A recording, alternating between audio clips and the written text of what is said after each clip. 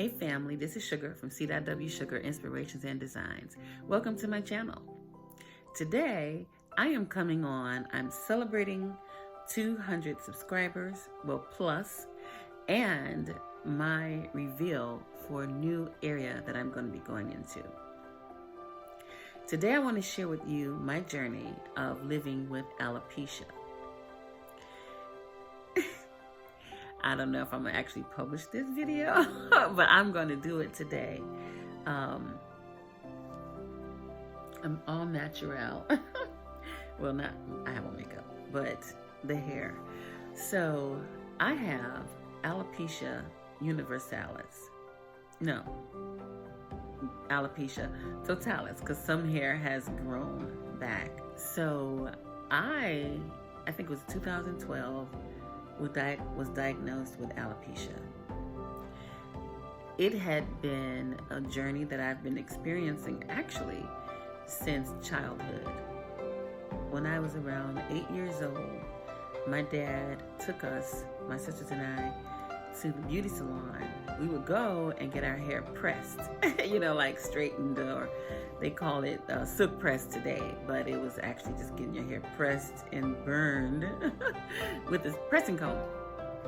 And then he wanted to do something special one day, so we actually got what was called a perm back then. Now it's a relaxer and it's no lye, but back then it was a strong chemical to permanently straighten your hair. Well, everything was well, but my hair, after maybe a week, it started to come out.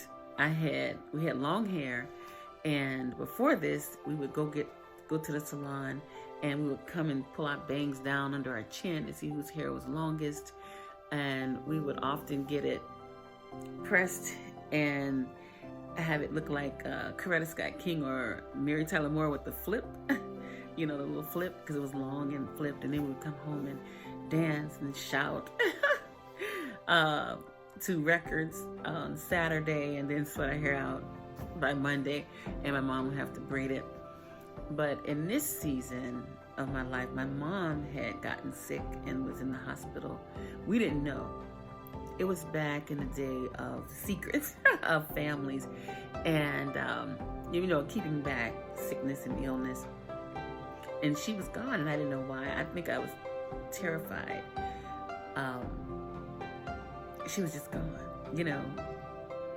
She disappeared, and my aunt was keeping us. She was doing like the day-to-day, her and my grandmother. And my dad was still working and coming home. But she was gone. I don't even know. I can't even remember how long, but it was right at that time when my hair first came out. So we all thought it was because of the chemical. So after that, my hair never grew. It never grew back to, 4 or 5 inches. It would just stay a certain length. And I noticed from that time on, it would just come out like all the way down to the root, but it wouldn't come to the scalp. It wouldn't have a scalp. It would just be very, very low. It was almost like somebody took a little lawnmower and just either went on the top of my head or on the side, but mostly it was right in the middle here. And I would just cut the rest of my hair off, and I wear my hair really short and let it grow back. Or if it was just a small patch and it would be a circle, I would put it in a ponytail and put a fake ponytail on. And my best friend back in the day, her sister was a model, and so she would always wear what she would call falls. She would put a piece on and comb her hair on top. So I would always have hair around the edges, so I would just put on a wig or a fall and comb my hair on top. And it was like 8th grade. It would happen right before my pictures. I had a very short haircut, but it was really pretty because I could do hair. So I started going to beauty school because she was like, well, you really do hair well. But I learned because I had to camouflage, throughout this, all through my life, basically, after 8 years old. So finally, in 2011, I think it was, I went and I got a process done. It was a leisure curl. And I went to a salon, And when the lady took the rollers out, she hesitated. She, because right back here, she took a roller out and it was scalp. It was round, but it was almost the size of a curl where she parted off the curl. And so it looked like it took it out. And I said, oh my God, what happened? And she says, I don't know what happened. And I was crying and I'm like, oh my God, you took my hair out. Is it old products? And she felt bad. She gave me half my money back. And I thought it was okay. And it was really at the end. It messed up my hairdo. And then I noticed, I went in the mirror in the bathroom a week later or so. And another area was a total, like another roller was gone. Another roller, the whole section. And I thought, oh my God, what was this chemical, And then I noticed again, it was another wad of hair, and then in the top. And so I know I called my sister, like my hair is coming out, and I went to my doctor. And by then the circle was really big and it was really a whole section in the back. And she gave me a referral to a dermatologist, and that's when it's like, yeah, you have alopecia. So I had all these tests. They tested for lupus and all kind of blood disorders. And it was just my hair. And I started getting injections of steroids, and they would stick me in my scalp. I was there on the side of the bed. I would just be crying, and it hurt. It hurt like the dickens. And she would just stick me, and then a week later, nothing happened. It wasn't growing, so I would go. I had like 6 treatments. Then they started giving me this ointment to put on, and I would put it inside the areas, and it didn't grow. It just was greasing up my pillows. Oh my God, and it smelled. And I would do these things, treatments, and put my wig back on and go to work like everything was okay. And finally, it was like Thanksgiving. And I showed my sister in the bathroom. I just told her the whole back of my head. Oh my God, it was a sight. And so I just had my youngest son, just shave it all off. Just take it down. And, it was like, well, you got a pretty head. You got a cute head. And then I'm like, yeah, but I want my hair. So we continued on. They said, okay, these shots not doing anything. We're going to give you steroid shots in your hip. And it was a stronger dose, and I had 3. It was every 6 weeks. I would get one in this hip area, then the other hip, and then the third time I said, is this gonna harm me? Is this like a steroid? I'm not gonna get buffed up, or anything. She said, well, it could affect your bones. And I'm like, well, then I don't want it. I don't want any more. I'm like, if my hair doesn't grow back, it's not gonna grow back from this, because then even if it grows, it could come back out again. And I've ruined everything now trying to hold on to this hair. And so after that was just my head. Then I noticed one of my eyebrows was completely off. I was like, are you kidding? And then this side started. And I'm like, come on. My brows are always thin. My lashes were already very short and thin my whole life. And so then I noticed I was putting on mascara, and my lashes had started leaving. I'm like, really, this is just too much to bear. And I had started dating just at that time, long distance, my best friend's brother, and back from the day. And so I felt comfortable, and I told him, and we didn't get married. I think it had a big deal to do with it. I had a wedding dress and a wedding date, and it was right in the midst of all of that. And so it just was traumatizing. And I thought, you know what? I'm just not going to deal with it anymore. And just so happened, 6 months later, I started dating a guy from my church, and trying to talk to him or whatever. And he noticed I didn't have eyelashes. Oh my God. I went home and I just fell on my knees like, oh my God, please get my hair back. Please, because I knew this wasn't going to work. It was me. I know, well, whether it was them or not, it was inside of me. I didn't feel good enough anymore because,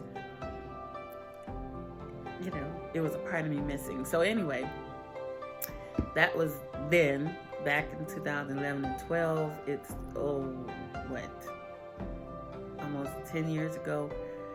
I just held the secret. I told my best friends, those that are closest to me, I would never show a picture of myself, my daughter, and my granddaughter seeing it only. And finally, I shared a picture with my sons because I didn't want them to think something was wrong with me, because I was missing hair, you know. It's been a journey. Just let me say, it's been a journey. And let me look at my time because I don't want to go over my 15 minutes. So what I want to do, and so now I get my brows done. I have my eyelashes today is also. I normally don't wear lashes, but this is permanent makeup, and I had my lashes done, my liner done, and it was done incorrectly back in 2012. So I need a redo. I need to do them again. I just wear liner, and I also wear lashes now. I don't wear lashes all the time. It takes time to wear lashes, but I want to get into them. I think they're an enhancement because it helps you look as natural as possible. So this is pretty much what I look like every day, you know, except the shadow and a little face powder, but the brows are there. And then I really was upset about them because they were so thick, but I actually like them now. I was like, oh my God. So everything is just, I'm so dramatic. When it comes to this, it's such a sensitive time area. It's tough, y'all. But I am living, period, whether I have it or not. So I want you to stay tuned, and I'm not gonna change the whole channel, but I do want to do wig reviews. So I have so many. My insurance pays $400 a year for what they call a cranial scalp prosthesis. It's a replacement. It's hair replacement. Really, it's a wig. But that's the clinical term. And then your insurance will pay for it. So every January, I am excited because I get me a good new piece that ends up balling up, knotting up. I cry over it and I, move on and get another one. Or I'll just get a couple of them, or add, 600. It's, they're like 600. I think the most I've paid was $750 for cranial scalp prosthesis, and I'm bored of it. It costs a lot, and it's not hair. It's hair. It's human hair, but it's not growing from my scalp. So therefore, it's going to have issues. Some things with it. It's not permanent. It's going to thin out. So it's discouraging when it comes to that, knowing I spent money to replace this hair that's not there. Now, I'm not going to go bald. Well, I am bald. But I'm not going to go out. I am not trying to prove anything. I don't want to. I love hair too much. I'm a hairstylist. I want hair.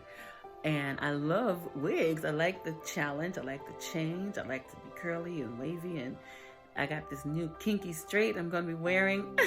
I shampoo my hair on Saturday night, and I prepare it. I have my little stand, and I get ready. I get ready for church, and I do my hair, and they're lace fronts, so you have to, it's glued on, it's secure, but it's a lot of trouble, but I'm in it. So thank you for bearing with me through this. I call it a celebration because I am embracing me. I always have not, but I have been living with it, and I'm not unhappy. I had an appointment this year, and with my dermatologist here. And she says, well, you know, if it's been over 10 years, it's not going back. So you're just going to tell me that? A matter of factly, like, so get over it. And I thought, nope, I still believe. And I'm not going to take anything. You know, it's got to do what it's got to do on its own. But thank God for permanent makeup. Thank God for wigs, cranial scalp prosthesis. And so, yeah, this is it. This is it for me. So if you see a wig review, I got a sponsor. So if anybody knows, what is it? Beautiful Hair, Eunice Wigs, Vivica Fox. I don't care. I will do this wig review thing to get wigs because I love them. So anyway, thank you for tuning in. I'll show you some still pictures, you know, close-ups. And I want you to have a great rest of the day. Until next time, bye-bye.